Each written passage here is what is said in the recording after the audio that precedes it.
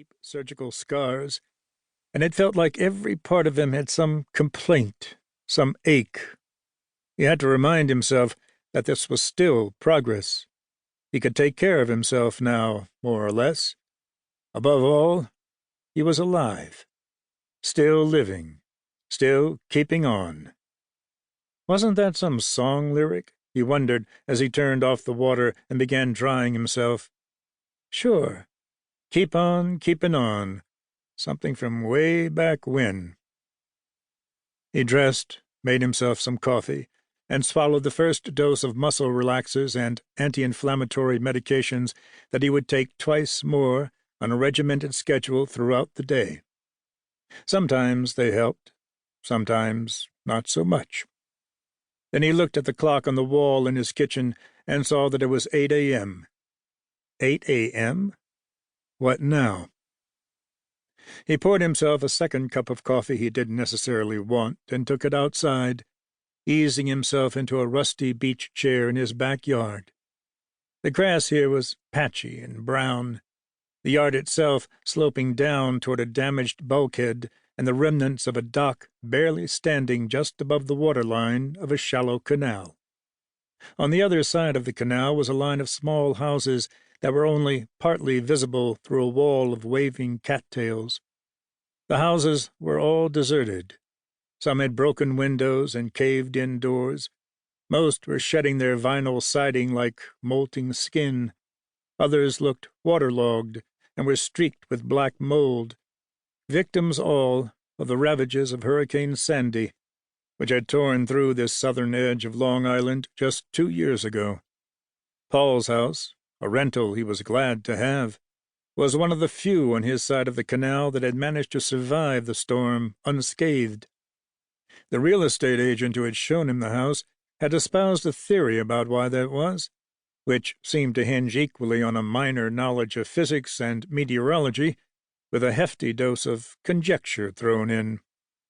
Paul could vaguely recall it now, summoning up a jumble of facts, including how the storm had whipped up the waves in the nearby ocean, driving them inland to form a bottleneck at the mouth of the canal.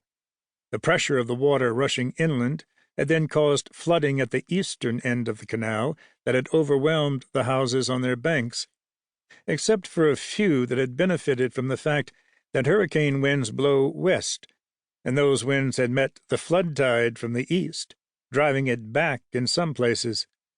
One of those places, apparently, had been behind Paul's house.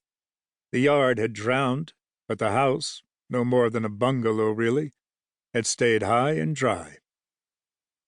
The grass might not grow back for years, poisoned as it was by salt and God knows what else carried along by the flood.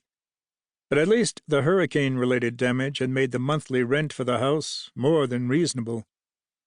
Still, it was an odd place to be living, but beggars, as Paul reminded himself, especially those sent begging after a catastrophic illness, could not be choosers. A social worker at the rehab had helped him find the real estate agent who had been instrumental in landing him here, after it became clear that he was not going to be able to continue to pay the rent in the university town on Long Island's North Shore where he had been living.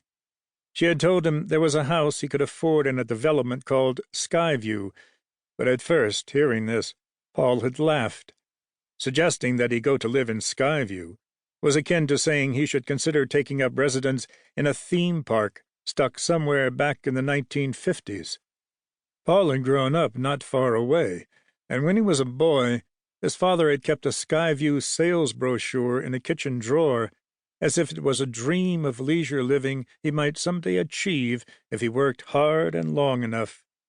The sales pitch was that the houses, arranged side by side on streets named after planets, astronauts, and all things related to space and rocketry, were built on a spit of land situated so that on a clear night the residents could see the sky light up when there were launches from Cape Canaveral, more than 1,000 miles away in Florida.